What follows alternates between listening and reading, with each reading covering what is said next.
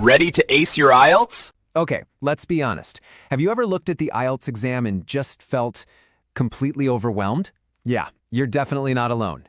But here's the good news. Today, we're going to pull back that curtain and break it all down. And we're going to do it using information straight from the people who make the test. Cambridge. Ready? Let's jump in. So what really is the IELTS exam? It can feel like this big, scary maze of tasks, weird timings, and rules you didn't even know existed. But I promise, if you stick with me, by the end of this, you're not just going to have a map, you'll feel like you can navigate the whole thing with total confidence.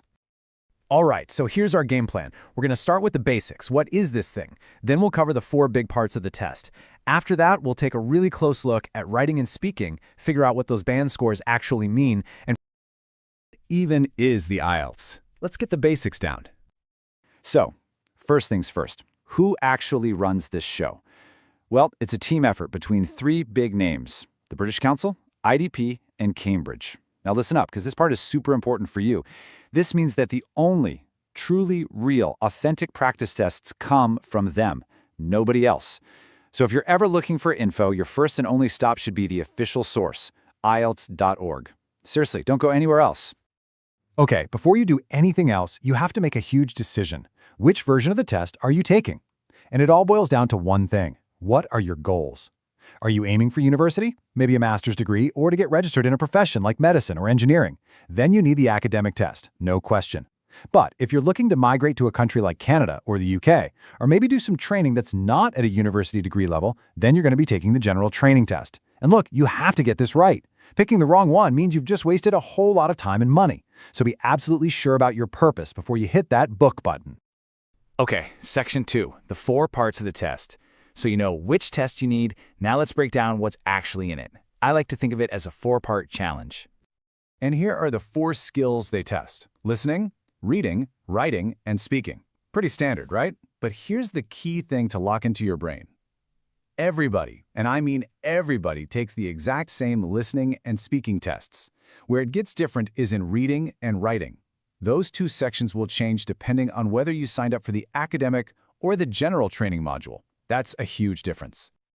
Moving on to section 3, let's take a closer look at writing and speaking. The productive skills. These are often the ones people worry about the most, because it's where you have to actually produce the language yourself. So the writing test, it's broken down into 2 totally separate tasks. For task 1, they'll give you something visual, like a graph, a chart, maybe a table, and you've got about 20 minutes to describe what you see in at least 150 words. Then you've got task 2. For this one, they give you more time, around 40 minutes, to write a longer essay, over 250 words, where you have to respond to some kind of argument or problem. But how you use that total hour is so important, and here's why. Okay, I need you to listen really closely to this next part. This might be one of the single most important things to understand about the entire test. That essay, task 2, it's worth twice as much as task 1. Let me say that again. Task 2 counts for double the points in your writing score. This is a total game changer.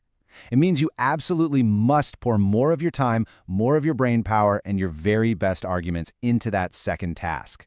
It's just simple math. All right, let's switch gears to the speaking test. This one is a whole different ballgame. Forget writing, forget multiple choice. This is a real live conversation, and it's pretty quick. We're talking 11 to 14 minutes tops, and it's just you and a trained examiner in the room. Honestly, they've designed it to feel less like a scary exam and more like a natural chat, so try to relax. And that chat has a really clear 3-part flow. It starts with part 1, which is basically just a warm-up. They'll ask you some simple questions about yourself, your work, your hobbies, that kind of stuff. Then comes part 2. This is the long turn. They'll hand you a card with a topic on it, you get 1 minute to jot down some notes, and then you speak on that topic for a minute or 2. And finally, in part 3, the examiner will start a discussion with you that's related to your part 2 topic, but it gets a bit more abstract, a bit deeper. It's your chance to really show off your vocabulary and ideas.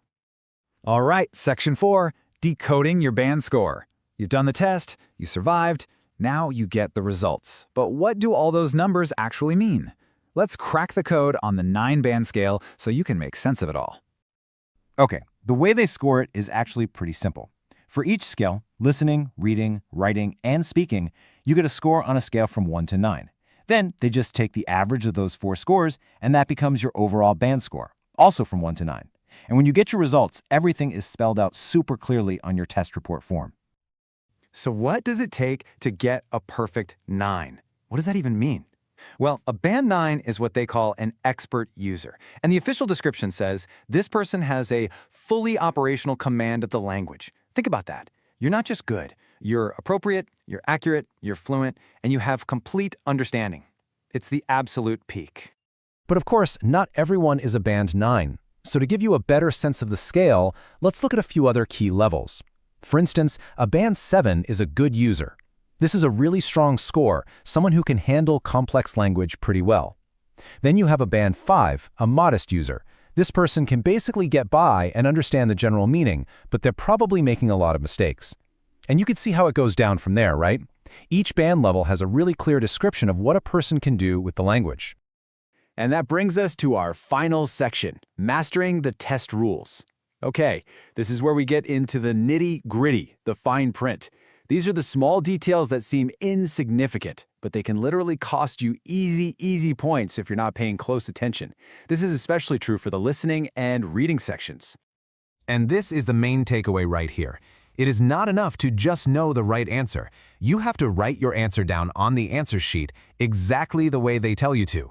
Literally, the tiniest lip-up in following those instructions can mean a correct answer gets marked wrong. It's that strict. So let's break this down with some real examples. So if the instructions say no more than 3 words, and you write down 4 words, even if your answer is technically correct, it's marked wrong. 0 points, period. Your spelling has to be 100% correct, and if you're filling in a blank, you only write the words that are missing, not the whole sentence. But hey, there's one piece of good news. They don't care about uppercase or lowercase, so you can relax about that. And for questions where you have to write a letter, like multiple choice, the rule is even simpler, but just as brutal.